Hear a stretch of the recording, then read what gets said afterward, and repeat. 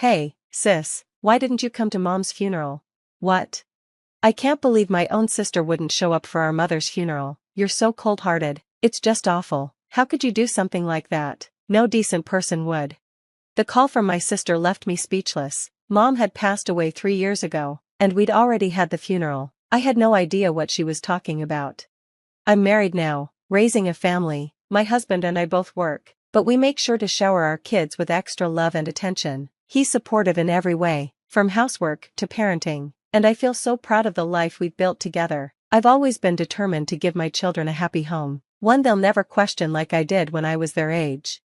My childhood was complicated. My parents divorced when I was in elementary school because of my mom's affair, a secret that came out because I told my dad. Everyone expects children to side with their mother, but that wasn't the case for me. My mom was far from the loving figure you'd imagine. I don't have any memories of her affection, not for me. Anyway, she only had that for my younger sister. It felt like even simple household chores were too much of a burden for her, so they became my responsibility, more of an obligation than a choice. After I exposed her affair, my mom's resentment toward me grew. She despised me for betraying her, and I was left with deep emotional and physical scars from her cruelty. When the divorce was finalized, she took my sister and left. Even so, my dad and grandparents made sure I could still see my sister regularly, at least for a while. By the time I reached middle school, the visits became less frequent. I thought it was just the natural drift of adulthood, but it turned out my sister was intentionally avoiding me. I confronted her after she turned down a few attempts to meet up. That's when she told me what our mom had said. In her eyes, I was the reason our family fell apart. She believed I was a traitor. Worse, she feared that if she stayed close to me, she'd be abandoned next. She couldn't bear to meet with me anymore, not without risking our mother's wrath. She wanted me to stop talking about it. I explained that our mom was the one who broke up the family by cheating on our dad. My sister knew about the affair too, but I was the one who told him. Even though she understood this, she still blamed me, saying I was the traitor because she had to live with our mom. She wouldn't listen, insisting it was my fault for not staying quiet and pretending everything was fine.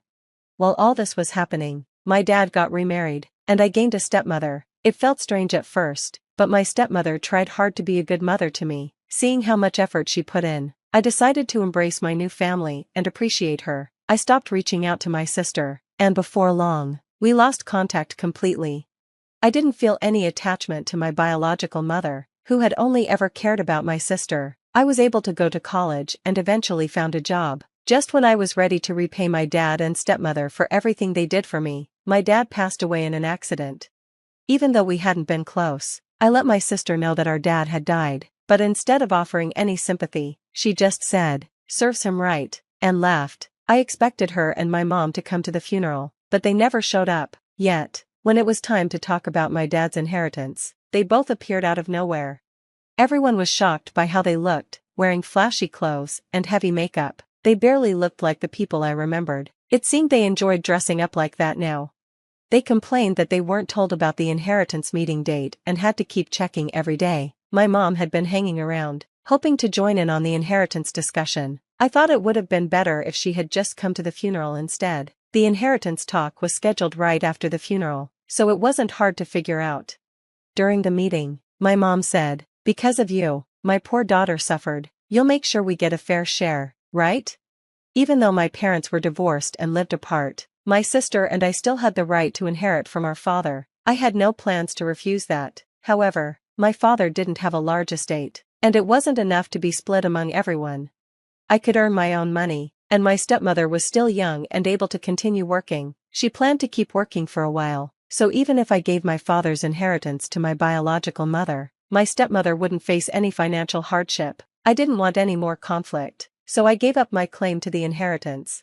My mother, however, began mocking my father, calling him stupid for making such a big deal out of her affair and pushing for a divorce. She said she only agreed to it because he was small-minded. My sister chimed in, saying it wasn't our dad who left mom, but the other way around, mocking me for living with him. They both laughed, insulting my father even though he had passed away. My sister even took a shot at me, saying it was pathetic I was raised by a man who got dumped, and that I looked older than my own mother. She ridiculed me for not having a boyfriend, saying I wasn't a real woman if I couldn't attract a man. Their cruelty stung, But I calmly asked them not to speak ill of our father, especially now that he was gone. That only provoked them more, and they accused me of being the root of all the family's problems. After a heated argument, my mother and sister told me never to contact them again and stormed out. Surprisingly, I didn't feel anger or disappointment. I just felt empty. In that moment, they were erased from my life. After they left, there was a long silence in the room, broken only when someone coughed, bringing me back to reality. The inheritance was quietly divided after that. Years later, my stepmother inherited the house my father had left behind, and I stayed there with her. Even though I was an adult, she continued to try to be a mother to me, and her support meant the world. But eventually, she became ill and had to be hospitalized. "I'm sorry," she said. "I didn't ask you to live with me just so you could take care of me." "I know," I replied, "but even if we lived separately, I'd still take care of you, don't worry." I visited her in the hospital during my breaks from work, wanting to be there for her as much as possible. I didn't want to feel the regret I had after my father passed away. I was determined to spend as much time with her as I could, even if it was more for my own peace of mind. During this difficult time, one person stood by me, my partner. Before we found out about my stepmother's illness, we had been talking about marriage. When the diagnosis came, I asked if we could delay it, but he suggested we go through with it to bring some comfort to my stepmother. His support was everything I needed. When the time was right, I introduced him to my stepmother. "I'm looking forward to the three of us living together," he told her, offering her the reassurance she needed. "He's a wonderful man. I have to make sure I see you in your wedding dress, for your father's sake too," my stepmother said with a smile. It seemed to be her greatest joy, and she ended up living longer than the doctors initially expected. But a few days after my wedding, she passed away, joining my father. My stepmother was wealthy, and I inherited a large sum of money. 3 years later, with what she left behind, I was able to build a happy family. However, from the start of our marriage, my husband and I had decided to live within our means and not rely on the inheritance, so we both continued working. One day, like usual, I was at work when I received a call from an unknown number on my personal phone. Assuming it was a sales call, I ignored it, but the number kept calling over and over. Thinking it might be a mistake, I finally answered at the end of the day. It was my sister, the one I had cut ties with. "Finally, why didn't you come?" "Come where? What are you talking about?" I asked, confused. "How could you forget our mother's funeral?" she cried, her voice heavy with tears. "What are you talking about? Mom's funeral was 3 years ago," I replied, completely puzzled. There was a brief pause, then she spoke angrily. "Oh, maybe your stepmother died too. I'm talking about our real mother. Calling someone you're not even related to mother is disgusting." Her words irritated me, but I brushed it off, realizing she must be in shock from losing her mother. To me, though, my real mother was my stepmother. She had married my dad and taken on the role of a mother to me, a middle schooler at the time, practically overnight. I didn't fully appreciate her efforts until I had a family of my own. Raising a child without a blood connection, like through adoption, is challenging for many, but my stepmother did it without hesitation. Becoming a mother to a middle schooler all of a sudden must have been incredibly difficult for her. When I think about everything she did for me, I feel nothing but gratitude. I owe so much to her, and she is the mother I aspire to be. Blood doesn't define family. The biological mother my sister referred to never even acknowledged me. So, when I think of mother, I think of my stepmother, not the woman who gave birth to me. Realizing what my sister had meant, I answered calmly, "Oh, I see." I heard banging or stomping on the other end of the line, followed by her furious voice. "What's with that indifferent attitude? The funeral is over, and you didn't even come. It's awful not to attend your own mother's funeral. You're so cold-blooded." Even though she had a point, my sister hadn't shown up at our father's funeral either. Our father, who passed away, loved both my sister and me equally. In fact, I think he was far more caring than our mother. Neither my birth mother nor my sister attended his funeral, yet they took his inheritance and insulted him afterward. If you ask me, they are the ones who seem heartless. My sister called me indifferent, but I reminded her, "Well, we're practically strangers now, aren't we? You didn't even come to Dad's funeral, but still interfered with the inheritance. Weren't you the one who told me never to contact you again? And I just found out about our mother's death now." After a brief pause, she said softly, "Oh, I forgot. I meant to tell you about the funeral." "Well, I'm glad you remembered, but I'm renouncing any inheritance from our mother, so do whatever you want with it." With that, I hung up. A few days later, my sister called again. Help me, Katie. Mom was apparently hinting at marriage to several men. Isn't that like marriage fraud? They're threatening to sue me if I don't pay compensation.